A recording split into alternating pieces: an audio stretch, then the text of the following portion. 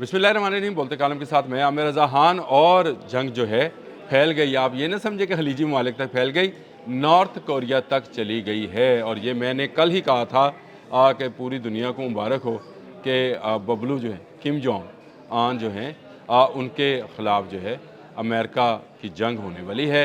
और ये इसका सबूत है कि CNN ने इस पर एक मुकम्मल रिपोर्ट जारी कर दी है और बताया है कि ईरान से फ़ारिग होकर डोनाल्ड ट्रंप को डील करना है किम जोंग अन का, जिन्होंने अपनी बेटी के साथ मिलकर इसी रवां हफ्ते में, जिसमें मैं आपसे बात कर रहा हूँ, आज जुमेरात का रोज़ है, 2 नए मिसाइल्स का तजर्बा किया है। और ये तजर्बा करके बताया है कि ये लॉन्ग रेंज मिसाइल हैं। जो लास्ट तजर्बा है क्रूज़ मिसाइल का, उसने 3.5 घंटे फ़्लाइट की है। यानी इस रफ्तार के साथ अगर 3.5 घंटे है तो इसका मतलब ये है कि ये अमेरिका तक भी जा सकता है। 3.5 घंटे की फ़्लाइट कोई छोटी फ़्लाइट एक मिसाइल के लिए नहीं है। CNN ने जो इस पर मजमून बांधा है, उसने कहा है after Iran and Venezuela Kim Jong Un must decide how to handle Trump. यानी ट्रंप जो है इनकी तरफ आएंगे। विल रिप्ले का ये मजमून है, जिसमें उन्होंने तमाम तर तफसीलात जो हैं वो शामिल की हैं। उसमें उन्होंने इसकी हिस्ट्री बयान की है। 2003 में जब इनके वालिद किम जोंग के वालिद मौजूद थे, उस वक्त जो अमेरिका ने धमकी लगाई थी और इसको पूरी दुनिया के लिए एक काटने वाली कुहारी करार दिया था नॉर्थ कोरिया को। और उसके बाद नॉर्थ कोरिया जो है के सदर जो हैं इनके वालिद, वो मंजर आम पर नहीं आए थे। यानी इस हिस्ट्री से बयान करते हुए वो अब के एटमी नॉर्थ कोरिया तक आता है और नॉर्थ कोरिया तक आकर बताता है कि डोनाल्ड ट्रंप ये समझते हैं कि नॉर्थ कोरिया का वजूद उनके जो टेक्टिकल एसेट्स हैं या उनके जो जोग्राफियाई एसेट्स हैं, जापान और साउथ कोरिया, उनके ख़िलाफ़ जो है नॉर्थ कोरिया को दबाना मकसूद है। और ये ईरान के बाद दूसरा बड़ा जो है वाक़या होगा कि अमेरिका जो है हमला करेगा। ये अलग बात है कि आज 13वां रोज़ है, ईरान ने ही अमेरिका का कख नहीं छड़िया, कुछ नहीं छोड़ा उसने। और बिलियंस डॉलर्स जो हैं इसके डूब चुके हैं। और उसके बेड़े जो कि इस बात का सबूत हुआ करते थे कि जब वो किसी मुल्क की तरफ रवाना होते थे तो वो मुल्क जो थे वो सरनगू हो जाते थे, सरेंडर हो जाया करते थे कि अमरीकी बहरी बेड़े का कोई जवाब नहीं है। लेकिन हुआ क्या, अब्राहम लिंकन जो है वो पीछे भाग गया और उसको ज़ख्मी किया ईरान ने। जॉर्ज W बुश को जो है वो रवाना किया गया है कि अब वो ईरान में जाए मार खाने के लिए। जराल्ड आर फोर्ड की तो हिम्मत ही नहीं हुई और वो इज़राइल की खैफा बंदरगाह पर मौजूद है, वो इस तरफ नहीं आया है। तो इससे अंदाज़ा कीजिए कि वो खौफ और वो तमकनत और गुरूर जो अमेरिका दिखाता था दुनिया को और अपनी बातें मनवाता था, ईरान ने आबने हुरमुज़ में डबो दिया है। एक जहाज़ भी वहाँ से गुज़र नहीं पा रहा है। और इस पूरे हालात के अंदर कल मैंने डिस्कस किया था कि किम जोंग जो हैं वो इस जंग में आया चाहते हैं और उन्होंने ईरान के हक़ में बयान दिया है। और इनके साथ रशिया और चाइना जो है उनके दिफाई मुआहदे हैं। जी हाँ, किम जोंग अकेला नहीं है, गो ईरान के साथ भी मुआहदे हैं, लेकिन वो इस दफ़ाई नवीयत के नहीं थे जिस दफ़ाई नवीयत के शमाली कोरिया के साथ मुआहदे हैं। और किम जोंग जो हैं इसी की बिना पर अमेरिका को ललकारता है। यह आथर जो है ये लिखता है कि ये बात ठीक है कि किम जोंग जो है ये एटमी वॉरहेड बनाकर उससे अमेरिका तक पहुंचाने का इंतज़ाम कर चुका है और अमेरिका के हर कोने तक पहुंचाने का ICBM का कामयाब तजर्बा किम जोंग ने किया। अनडिक्लेयर्ड ये एटमी कुव्वत है, जिस तरह से इसराइल है, अभी तक इसने डिक्लेयर नहीं किया।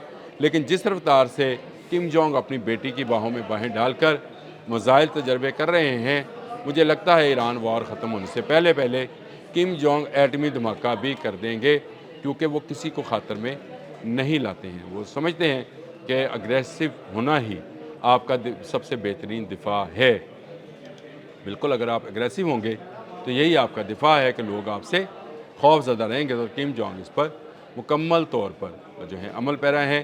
बैलिस्टिक मिसाइल्स उन्होंने बना रखे हैं, यानी इंटरकॉन्टिनेंटल बैलिस्टिक मिसाइल्स और मीडियम रेंज बैलिस्टिक मिसाइल और शॉर्ट रेंज बैलिस्टिक मिसाइल्स उसके पास हैं, जो वो जापान और साउथ कोरिया में कर सकता है। इसके साथ साथ किम जोंग जो हैं इंटरकॉन्टिनेंटल बैलिस्टिक मिसाइल्स जो अमेरिका तक का सफ़र करेंगे और अगर इनमें एटमी वार हेड हुआ तो अमेरिका की ईंट से ईंट बजा देंगे। CNN का ये आर्टिकल आज जो मैं आपसे डिस्कस कर रहा हूँ, जिसमें ये बताया गया है कि अगली बारी जो है शुमाली कोरिया की है। अभी तो ईरान के हाथों अमेरिका अपनी जान छुड़ाने के दर पे है कि किसी तरह जान छूटे, क्योंकि इतना बड़ा नुकसान कि बिलियंस ऑफ बिलियन डॉलर जो हैं डूब रहे हैं, और कोई खलीजी ममालिक और कोई नेटो मुल्क जो है अभी तक इस जंग में शामिल नहीं हुआ। जंग का 13वां रोज़ है, याद रखिएगा। इसके इंटरसेप्टर्स ख़त्म हो रहे हैं, साउथ कोरिया से मंगवाए, और कल साउथ कोरिया से बयान आ गया कि जनाब अगर हम आपको देंगे पेट्रियट मिसाइल की बैटरीज, तो फिर हम नॉर्थ कोरिया को क्या जवाब देंगे, जिसने इसी हफ्ते रवां हफ्ते में 2 नए मिसाइल्स का जो है तजर्बा किया है। एक उसने जो है सरफेस टू सरफेस, और एक उसने फ्रॉम समुंदर यानी सी टू सरफेस जो है क्रूज़ मिसाइल जो है उनका तजर्बा किया है, जिसने 3.5 घंटे की फ़्लाइट की है। और एक क्रूज़ मिसाइल का जो इस रफ्तार से चल रहा हो, उसकी 3.5 घंटे की फ़्लाइट, आप भी समझ सकते हैं कि कहाँ कहाँ धमाका कर सकती है। किम जोंग बिल्कुल पीछे हटने वाला नहीं है, डरने वाला नहीं है, और वो डराने वाला है।